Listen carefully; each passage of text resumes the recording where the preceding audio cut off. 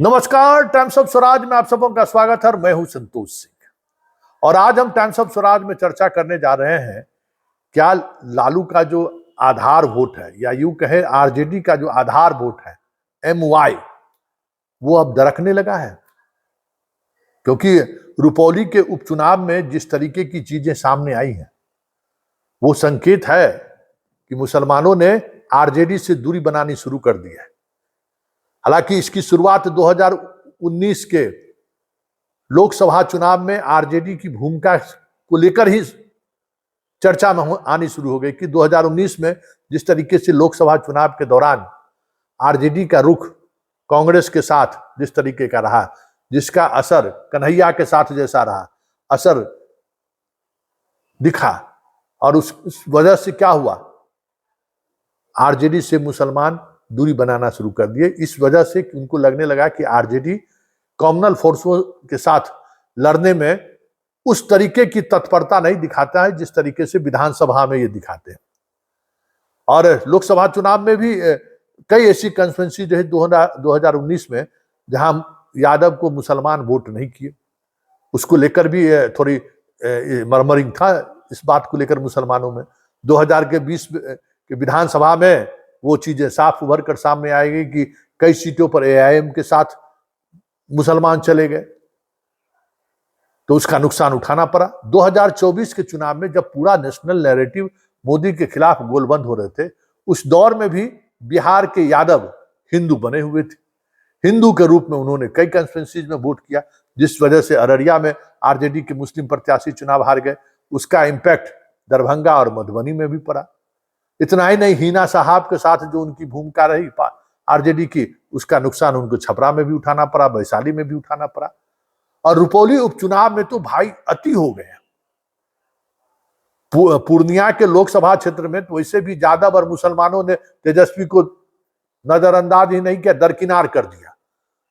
लेकिन रुपौली के विधानसभा चुनाव में जिस तरीके से मुसलमानों ने शंकर सिंह का साथ दिया, तो संकेत साफ है कि अब जिस एमवाई समीकरण के भरोसे बड़े बड़े दावे किए जा रहे थे आरजेडी के द्वारा, वो दावा दरकता हुआ दिख रहा है।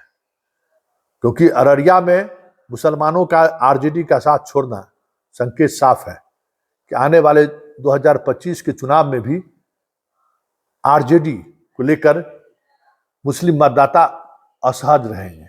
ये संकेत है। तो आखिर इसकी वजह क्या है? इतने दशकों तक 90 से लेके आज तक एमवाई समीकरण मजबूती के साथ डटा रहा, लेकिन ये इसमें क्यों बिखराव दिख रहा है?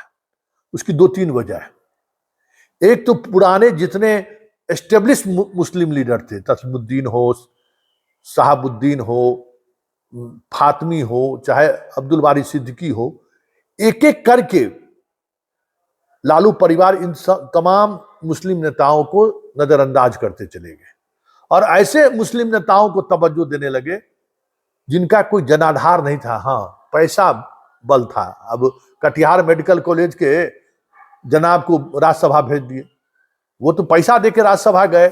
उनका तो कोई पॉलिटिकल ना कंपल्सन है, कभी किसी पार्टी से कभी किसी पार्टी से राज्यसभा जाते रहे, और ना कार्यकर्ताओं को लेकर उनके अंदर कोई संवेदनशीलता है।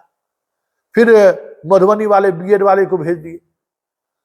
उस दौर में, जिस दौर में अब्दुल बारी सिद्दीकी चुनाव हार गए, वहां उनकी हार की वजह भी यादव और मुसलमान वोटर के आपसी क्लैश की वजह से वो हारे, ये भी तय था। फिर भी विधान परिषद और राज्यसभा में भेजने को आए तो कारी सुहेब को वोट दिया, जिसको मुखिया का चुनाव जो नहीं जीत सकता, हमारा पड़ोसी है ना। वार्ड काउंसलर का जो होता है ना, जो गांव में जो वार्ड सदस्य होता है, उसका चुनाव वो नहीं लड़ सकता है। बस मनोज झा का झोरा उठा रहा है, लोटा उठा रहा है, तो उसको बना दिए। तो ऐसे जो अननोन चेहरे को जो उन्होंने सांकेतिक तौर पर विधान परिषद और राज्यसभा में भेजने लगा, उसका नुकसान सामने आने लगा।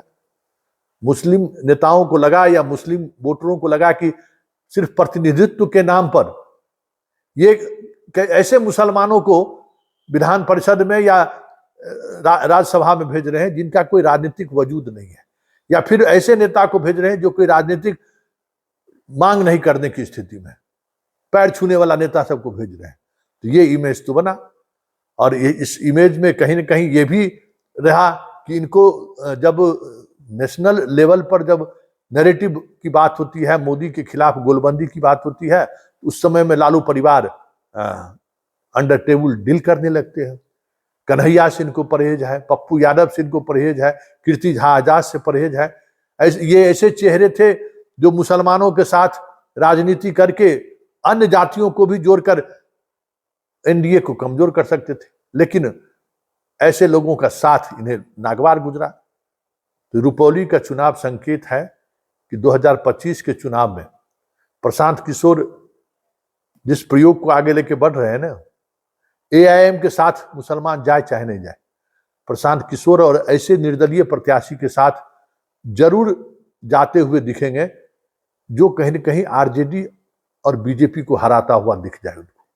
ये संकेत रुपौली के उपचुनाव से साफ दिखने लगा है।